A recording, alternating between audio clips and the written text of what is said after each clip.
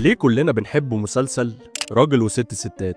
ايه الفكرة من اننا مهما اتفرجنا على مسلسلات جديدة بيجيلك وقت كده بتبقى عايز تتفرج على حاجة بسيطة ما فيهاش مجهود وانت قاعد بتاكل او قبل ما تنام؟ كل واحد فينا المسلسل ده مرتبط معاه بفترة في حياته لما كانت الدنيا بسيطة كده مش معقدة. انا المسلسل ده مرتبط معايا بنوستالجيا كده لما المسلسل ده كان بيتعرض على قناة دريم الساعة 2:30 الظهر. كنت بروح من المدرسة بسرعة عشان الحق الحلقة قبل ما تبدأ. بالمناسبة، حد فيكم فاكر قناة دريم دي؟ المسلسل ده كانت حكايته بسيطة من غير ديكورات مزيفة ولا مشاهد صعبة والكلام ده، لا، هو ديكور البيت والقهوة والبازار والشخصيات اللي فيه شخصيات شبهنا كده ما تحسهاش غريبة عنك. يعني اكيد انت في شخصيات قريبة منك شبه العيلة دي. عادل سعيد الشخصية الأونطاجية اللي عامل فاهم في كل حاجة وشايف نفسه شاعر كبير، ورانيا اللي بتتفلسف وعاملة مثقفة في كل حاجة، وعلاقة عادل بسناء أخته اللي بيرخموا على بعض طول الوقت. واعتقد يعني ان دي العلاقة المثالية لأي أخ وأخت في الأسرة المصرية. ورمزي ده حدوته لوحده، هو شخص غبي جدا وعلى طول بيعمل مصايب لدولة ودايما عامل له مشاكل، بس هو كان طيب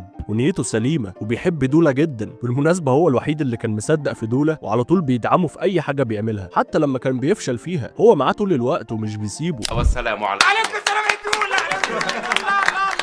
فاكر الحلقة اللي كان عادل اجازة من الشغل وفي البيت بقى عايزينه ينزل مع صحابه عشان يسيب لهم البيت وكده يعني؟ فطبعا عادل بيقول لهم انا عندي صحاب كتير جدا، فبيروح القهوة وما بيلاقيش غير رمزي يقعد معاه. هو رمزي كان صاحبه الوحيد اصلا. الفكرة ان عادل كان هو كمان غبي جدا برضه ومش فاهم اي حاجة ولا بيفهم في التماثيل ولا الفراعنة، وبيقعد يهبط بقى ويفتي على رمزي في اي حاجة، بس رمزي كان شايفه مثله الاعلى وهو اللي بيفهمه كل حاجة في الدنيا. انهي الدول الاوروبيه دي يا دولة؟ دول أوروبية اللي هي اليمن وكده يعني.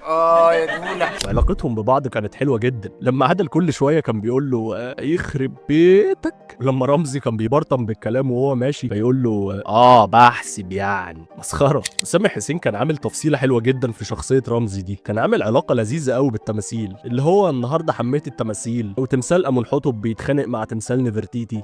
التمثال بتاعي اللي كنت بحبه اتكسر، اموت واعرف مين اللي زقه من عراف.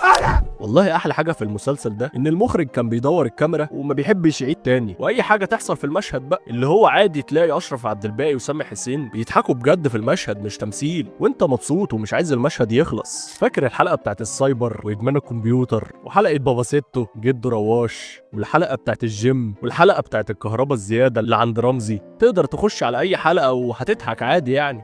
والله كانت ايام حلوه ومش من فراغ والله انه يبقى من اكتر المسلسلات الكوميديه اللي اتعملت لحد دلوقتي.